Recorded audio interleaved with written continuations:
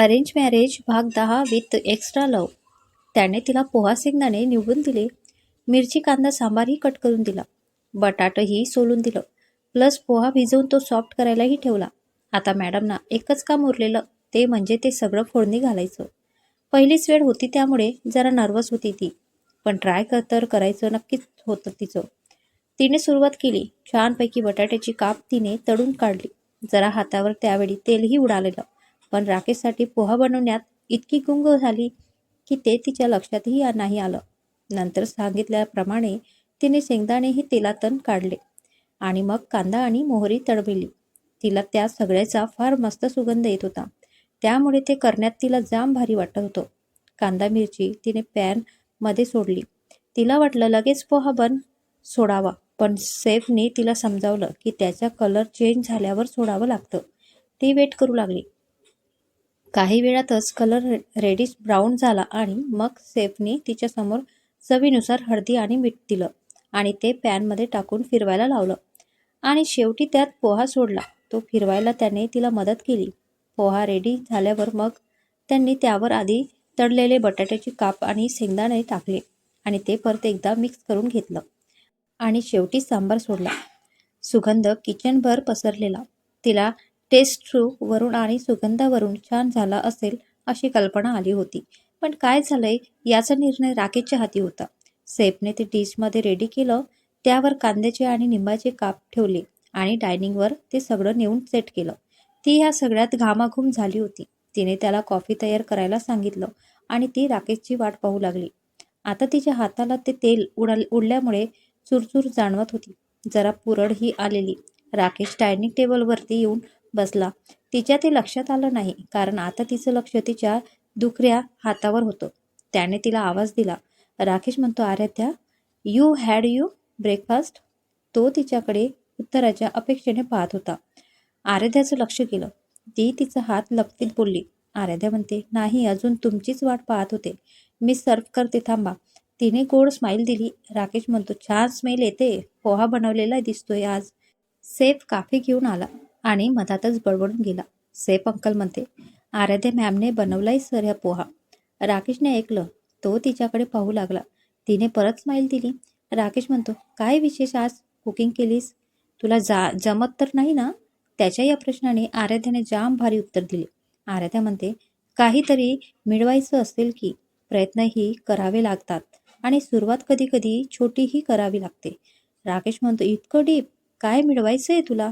आराध्याला बोलायचं होतं, तुम्हाला मिळवायचंय, पण तिने स्वतःच्या बोलण्यावर आवर घातला. आराध्या म्हणते, काही नाही, स्वयंपाक शिकायचा आहे ना, त्याचाच पहिला प्रयत्न. असो, तुम्ही घ्या. राकेशने पहिलं घास घेतला. राकेश म्हणतो, अप्रतिम. अक्कासाहेबांना रेसिपी विचारलीस ना? आराध्या म्हणते, तुम्हाला कसं कळलं? राकेश म्हणतो, टेस्टने कळलं. आणि सेफला सांग, मला जरा मीठ हवंय. तू शांत का बसली आहेस? तू पण टेस्ट कर ना, छान झालाय. तिने घास घेतला. त्याचं लक्ष तिच्या हातावर गेलं. राकेश म्हणतो, हे काय?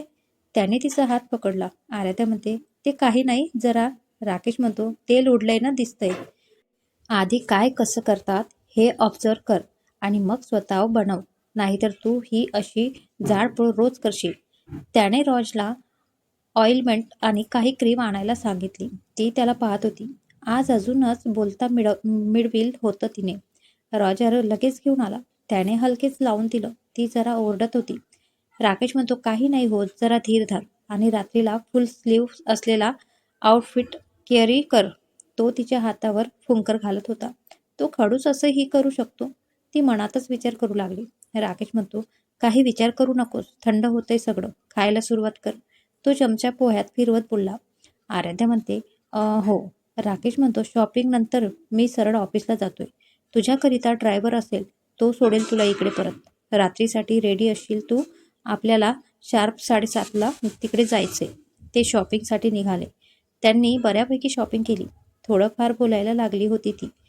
खुलतं प्रेम एकदम नवीनच विश्वास घेऊन जात होतं. आराध्याला राकेश जरा जरा जवळ येत होता तिच्या, पण ती फिलिंग्स ती अजून यायची होती. आराध्या म्हणते, अहो ऐका ना. राकेश म्हणतो, काय? आराध्या एक सुंदर असा एक गाऊन दाखवत त्याच्याशी बोलत होती. आराध्या म्हणते, हे बघा कसं दिसतंय. राकेश म्हणतो, छान आहे, पॅक करून घे आणि तुला काही असं घ्यायचं असेल तर घे, निघायचंय पटकन. तो निकिताच्या विचारात होता. अजून इन्फॉर्मेशन आलेली नव्हती ना. तिनेही पटकन शॉपिंग आवरली घेतली. मॅडम ना काय राकेशला नाराज नाही ना करायचं होतं. आराध्या म्हणते, माझं झालंय आहो. तिच्याकडनं ते आहो परत परत रिपीट होत होतं. ते राकेशने परत ऑब्झर्व केलं आणि परत तो हसू आवरत शांत झाला. त्याला माहिती होतं अजून तेवढं तिला काही कळत नाही, पण ते आहो गोड होतं म्हणून काहीही बोलावं असं त्याला वाटलं नाही.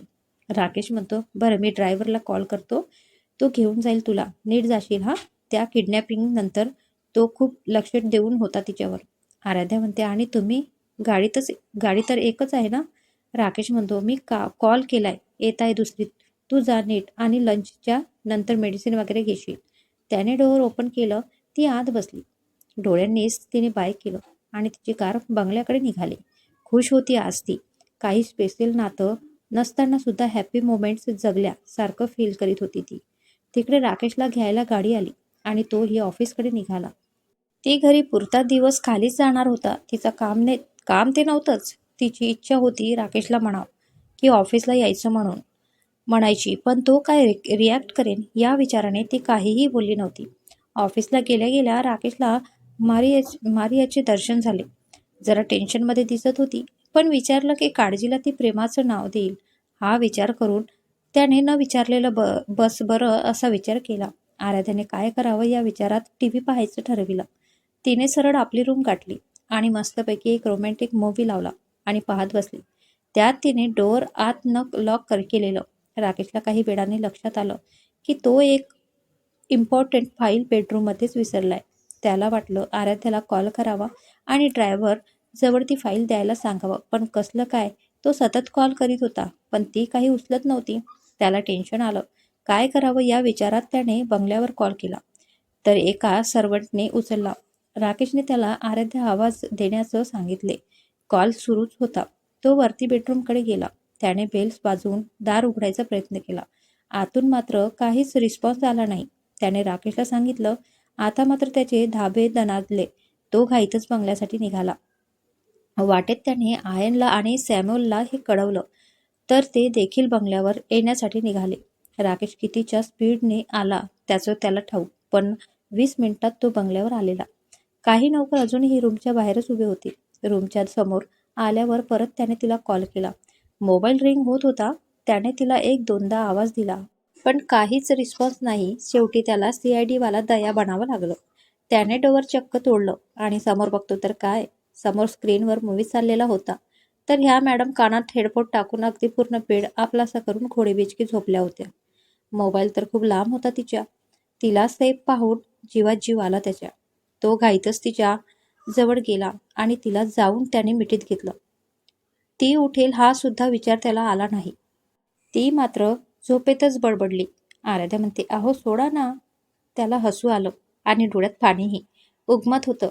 का त्याला तिच्यावर जडत असलेलं प्रेम. तितक्यात आयन आणि सॅम्युअलही येऊन पोचले. आराध्याचे डोळे मिटलेलेच होते. त्याच्याही जीवात जीव आलेला. पण काय झालं अचानक माहिती नाही. त्याला जरा राग आला आणि तिच्या मिठीत असलेला तो घाईतच उठून उभा झाला. ती मात्र झोपेतच होती. तो रूमच्या बाहेर आला. त्याने जाता जाता दे डोअर नीट करायचे इंस्ट्रक्शन्स गाईडला दिले. तो सुद्धा आराध्याची झोप न उघडता, नाहीतर त्याचे परिणाम त्यांना भोगावे लागले असते. तो स्टडी रूममध्ये निघून गेला. तो खरं तर स्वतःवर रागावला होता. हे काय करून बसला होता. त्याला त्याच्या भावना कंट्रोल करता आल्या नाही आणि तो विसरला की त्या रूमला फिंगर लॉक आहे आणि ते सुद्धा त्याचंच. मग तो आज कसं विसरला. तो स्टडीत बसून विचार करीत होता. सोबत सिगारेट घेतली. त्याच्या मागेच आयनही आला. त्याला माहिती होतं त्याला त्याच्या मर्जीशिवाय स्टडी रूममध्ये कुणीही आलेलं आवडत नाही. त्याने आवाज दिला. आतापर्यंत तर स्टडी रूमचं सामान अस्ताव्यस्त झालेलं होतं. जागोजागी काच बिखरलेले होते. तो आत जाऊ की नको या विचारात बोलायला लागला. आयन म्हणतो, भाई आत येऊ का. राकेशने वळून पाहिलं. राकेश म्हणतो, ये. आयन म्हणतो, काय झालंय. तू टेन्शनमध्ये दिसतोय. वहिनी ठीक आहे ना. राकेश अजूनही विचारातच होता. आयन म्हणतो, भाई व्हॉट हॅपन. राकेश म्हणतो, नथिंग. आयन म्हणतो, ओके, मला सॅम्युअलला निकिता सरदेसाईची इन्फॉ भेटलीये. राकेशने चमकून त्याच्याकडे पाहिलं. राकेश म्हणतो, काय मग कशाची वेट करीत आहे. आयन म्हणतो, भाई राईट टाईमची, आपल्याकडे भरपूर वेळ आहे, सो चिल. आज पार्टीला जाणार आहे, सो तिकडे लक्ष दे. राकेश म्हणतो, बघू काय होतंय. तर पार्टी रात्रीला आहे, सो आता भरपूर वेळ आहे, मला निघायला हवं ऑफिससाठी. तो ती फाईल घेऊन जायला लागला. आयनने सुद्धा त्याचा राग कंट्रोल झाला पाहून एक सुस्कारा सोडला. तो ऑफिसला आला, पण त्याचं मन लागत नव्हतं. राहून राहून आराध्याचा चेहरा समोर येत होता. काय करावं ह्या विचारातच त्याने घरीच काय चाललंय हे बघावं हा विचार केला नाही. CCTV कॅमेरा ऑन केला. ती त्याच्या रूमची लोकेशन होती. आराध्या तयार झालेली होती, पण इतक्या लवकर अचानकच त्याच्या मनात आलं. ती स्वतःचे पिक क्लिक करीत होती. ती भारी दिसत होती. तिने सुंदरशी साडी घातलेली होती. तिला पाहून जाम सुंदर दिसत होती. तिलाच पाहावं राहावं असं फील झालं त्याला. ती वेगळे वेगळे पोज देत होती. अगदी त्याचं ते टकमक निहारणं चाललेलं होतं. मनात हाच विचार होता की हे सगळं का करतोय तो, पण उत्तर ते मात्र त्याच्या जवळ पण नव्हतं. फिलिंगचा उद्रेक झाल्यासारखं वाटत होतं. पण असो, जे होते ते भारी होते. तो तिला पाहत होता की अचानक ती डान्स करायला लागली. ती मस्त पदर हवेत उडवीत डान्स करीत होती. त्याचं ताकझाक चाललेलं होतं की अचानक कॅबिनच्या बाहेरून सॅम्युअलने आवाज दिला. सॅम्युअल म्हणतो, मे आय कम इन बॉस. राकेशने स्वतःला सावरत केलं आणि कॅमेरा ऑन केला. राकेश म्हणतो, काही विशेष. सॅम्युअल म्हणतो, येस बॉस, ती निकिता सरदेसाई, ती रात्रीला पार्टीला येणार आहे. राकेश म्हणतो, दॅट्स गुड, मलाही तेच हवंय. ते जुन्या केसच्या फाईल्सही हव्यात मला, आणि तेही पार्टीच्या नंतर. आता मला सगळं क्लिअर करायचंय. सॅम्युअल म्हणतो, बट बॉस, त्या फाईल्स तर मुंबईला आहेत. राकेश म्हणतो, आपल्याकडे जेट आहे आणि पायलटसुद्धा. तू हवं तर यूज करू शकतो, कारण मला ते विषयचं क्लिअर करायचं आहे. निकिता सरदेसाई, चला तर मग असली खेळ आता सुरू करूया, आणि तेही राकेश देशपांडे स्टाईलमध्ये. तो स्वतःशीच पुटपुटला. सॅम्युअल परत निघून गेला होता. आता संध्याकाळचे 6 वाजले असतील. 7ला पार्टीला जायचं. तो घरी आवरण्यासाठी निघाला. ती मात्र इतक्या लवकर का तयार झाली याचा विचार तो करीत होता. ही मात्र तो कधी घरी येतो याची वाट पाहत होती. त्यासाठीच तिने आधीच तयारी केलेली होती. म्हणजे तो उशीर होतोय म्हणून ओरडायला नको, इतकीच तिची भावना होती. कारण तिला माहिती होतं तो जितका केअरिंग आहे तितकाच चिडकासुद्धा आहे म्हणून. आणि स्वतःलाच आरशात पाहत बडबडली, सानू एक पल चैन न आये सजना तेरे बिना. तो घरी आला. गाडीच्या आवाजाने तिलाही कळलं. तो पटापट जिना चढून रूममध्ये आला. ती तिची पर्स वगैरे आवरत होती. आराध्या त्याला पाहून बोलायला लागली. आराध्या म्हणते, अहो आलात तुम्ही, तर जरा माझी मदत करता का. राकेश म्हणतो, काय हवंय. आराध्या म्हणते, ते वरती ड्रॉपमधनं सामान काढायचं होतं, पण हात पुरत नाहीये. राकेश म्हणतो, बरं मी काढतो. आराध्या म्हणते, राकेश म्हणतो, बरं ते सोड, जरा ऐक ना. आराध्या म्हणते, काय. राकेश म्हणतो, साडी चेंज करतेस का. आराध्या म्हणते, का, काय झालं, ठीक नाहीये का ही. राकेशला खरं तर ती जाम सुंदर दिसत होती, पण आज जरा जेलसी टाईप काहीतरी फील होत होतं. का कुणास ठाऊक, पण त्याच्या मनात हा प्रश्न येऊन गेलेला की ही इतकी सुंदर दिसते, ही फक्त माझ्या नजरेत राहावी, हिला अजून कुणीही ह्या साडीत पाहायला नको. आणि त्यामुळेच तो तिला असं बोललेला होता. पण आता काय उत्तर तिला द्यावं ते मात्र सुचत नव्हतं. राकेश म्हणतो, नाही तसं नाहीये, ॲक्च्युली थीम ब्लॅक आहे ही, तुला सांगायचं विसरलेलो. त्याने वेळ मारून नेलेली. पण समोर अजून एक प्रश्न होता. तिथे काय ठरलं असेल.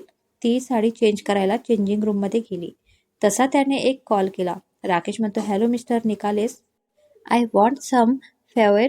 तो बोलत बोलत बाहेर पडला आणि ती बाहेर येण्याआधी रूममध्ये आला. ती बाहेर आली. तिने एक ब्लॅक कलरची साडी घातलेली. ती त्यातही जाम सुंदर दिसत होती, पण आधीच्या साडीच्या लुक नव्हता. त्याचे डोळे पुन्हा तिला पाहून दिपले. राकेश म्हणतो, सुंदर दिसत आहेस, तितकंच बोलला तो. पण इकडे आराध्याच्या पोटात फुलपाखरं जमा झाली. अगदी गोळाच आलेला होता जणू. अगदी देखा है पहली बार साजन की आंखों में प्यार. ती लाजली आणि अलगद तिची नजर झुकली. त्याचं लक्ष नव्हतं. तोही त्याच आवरायला निघून गेला. ती परत आरशासमोर आली आणि स्वतःला निहारू लागली. तितक्यात राकेश मागणं आला आणि अचानक तिच्या नितळ गोऱ्या नाजूक कमरेवरती त्याने हात ठेवला आणि तिला मागून कुशीत घेत बोलू लागला. तिने डोळे मिटले. तू जाम सुंदर दिसत आहेस, अगदी गुलाब पाकळी. तिच्यातही न कळत तिच्या शरीरात एक रोमॅन्टिक करणारी संवेदना पसरली आणि ती हलकेच लाजत बोलायला लागली. आराध्या म्हणते, सोडा मला, कुणी बघेल ना. पण काहीच रोमॅन्स आला नाही. तिने डोळे उघडले, पण पाहतो तर काय, तो नव्हताच तिथे. हा भास होता की कितीही वेडावणार होतं सगळं. त्या विचारानेच ती परत सुखावून गेली. तितक्यात तो बाहेर आला. म्हणजे हेच खरंच स्वप्न होतं. तिचं मन आता खट्टू झालं, कारण ती स्वप्नातही त्याला सत्य असल्यासारखं फील करीत होती आणि ती एकटक त्याला पाहू लागली. आज जरा जास्तच अट्रॅक्ट करीत होता तो. तो तयार होऊन बाहेर आला. राकेश म्हणतो, तू तयार आहेस ना? आराध्या त्याला पाहण्यात गुंग होती. राकेश म्हणतो, आराध्या बोल काहीतरी, ठीक आहेस ना? त्याने तिच्या खांद्याला हात लावलेला. आराध्या म्हणते, हो मी ठीक आहे. त्याच्या स्पर्शाने ती अजून मोहरून गेली. राकेश म्हणतो, चल निघूयात, अजून हाफ हाऊस आहे पार्टीला सुरू व्हायला. आराध्या म्हणते, हो. ते दोघेही बंगल्याच्या बाहेर पडली. राकेशने तिच्यासाठी डोअर ओपन केलं आणि तिला गाडीत बसविलं. ती बसली, नंतर तो बसला. राकेश शांत गाडी चालवित होता. तो सुद्धा गप्प होती. पहिल्यांदा त्याच्यासोबत पार्टीला जाणार होती, त्यामुळे जरा एक्सायटेड होती. ती गाडीच्या बाहेर बघत बसली होती आणि राहून राहून मघाचं पडलेलं स्वप्न आठवत होती आणि त्यामुळे तिच्या चेहऱ्यावर स्माईल येत होती. ती हसण्यात गुंग असतानाच त्याचं लक्ष तिच्याकडे गेलं. एक नवीनच लाली चढलेली दिसत होती. डोळे दिपवणार सौंदर्य आणि त्यावर ते हसू. त्याला तिला प्रश्न विचारण्याचा मोह आवरला नाही. राकेश म्हणतो, इतकी आनंदी का आहेस? काही विशेष आहे का? आराध्याला पण काय उत्तर द्यावं सुचत नव्हतं. तरीही ती बोलायला लागली. आराध्या म्हणते, काही नाही मिस्टर देशपांडे, ते आज जरा बरं वाटतंय आणि पार्टीला सुद्धा खूप दिवसांनी जात आहे. सो हॅप्पी आहे. राकेश म्हणतो, आधी जायची का पार्टीला फ्रेंडसोबत? आराध्या म्हणते, हो, पण असं बिझनेस पार्टी म्हणलं तर फर्स्ट टाईम, सो एक्सायटेड आहे जरा. राकेश म्हणतो, काही नवं फील करीत आहेस का? मी सांगतो तुला, खूप बोरिंग असतात ह्या पार्टीज, बट नवीन डील आहेत आणि त्यांनी तुला स्पेशली इन्व्हाइट केलंय, नाहीतर मी तुला नेणार नव्हतो. त्याचे शब्द ऐकून तिला फील झालं. तिला वाटत होतं त्यालाही तिला तिकडे नेण्यात इंटरेस्ट असेल, पण त्याने ती क्लिअरली सांगून दिलं की त्यांना बिझनेस पार्टी आवडत नाही. आराध्या म्हणते, अच्छा मग काय आवडतं तुम्हाला? ती ओशाळून बोलली. खरं तर आता ती राग कंट्रोल करीत होती. शेवटी 19व्या वर्षाच्या वयात जास्त मॅच्युरिटी येते कुठे? तिच्या मनात आलेलं, मग कधी म्हणलं सुद्धा नाही कुठे बाहेर जाऊ म्हणून. हे असं असतं का?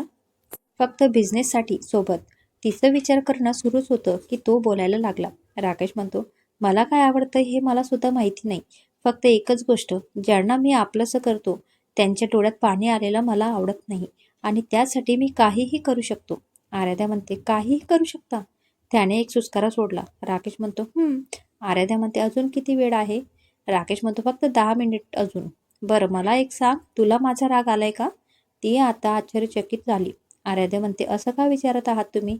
राकेश म्हणतो, तुझं स्माईल फेस आता शांत झालेलं म्हणून विचारते ग. आराध्या म्हणते, काही नाही, तुम्ही म्हणलं ना की तुम्हीच ज्याला आपलंसं करता त्याच्या डोळ्यात पाणी सहन होत नाही, तर विचार करीत होते मी त्या सर्वात कुठे आहे. राकेशला तिचं बोलणं कळलं, पण तिला वाईट वाटतंय इतकं नक्कीच होतं की राकेश म्हणतो, तू कधीही तुझ्या स्थानाची चिंता करू नकोस.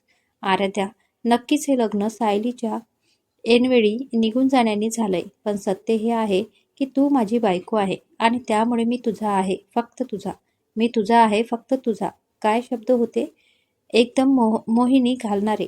आणि ती मोहिनी आराध्यावरही पडली. त्याच्या चेहऱ्यावर मात्र कोणतेही भाव नव्हतेच. इकडे आराध्याच्या मनात गिटार वाजायलाच लागली. आराध्या म्हणते, तुम्ही कशाचा विचार करीत आहात? नाही म्हणजे खूप गट्ट वाटत आहात म्हणून म्हटलं. राकेश म्हणतो, काही नाही, कामाबद्दल विचार करीत होतो. असो, आपण व्हेन्यूला पोहोचलोय. सो तो तिच्या डोळ्यात पाहत बोलला. तिला कळलं आता बडबड पुरे. तिनेही हसून उत्तर दिलं. आराध्या म्हणते, ओके चला. त्याने तिच्या नकळत तिचा हात घेतला. ती जरा गडबडली, पण छान म्हटलं तिला. ती तिरप्या नजरेने त्याला पाहत होती. थीमप्रमाणे पार्टीमध्ये सगळे ब्लॅक आउटफिटमध्ये होते, पण जी चमक आराध्यामध्ये होती ती तिथल्या जमलेल्या पैकी कुणामध्येच नव्हती. सगळे त्या दोघांनाच पाहत होते. राकेश तिला सरळ निकोलसकडे घेऊन गेला. जेनिफर, निकोलसची मुलगी, ती मात्र अजून यायचीच होती.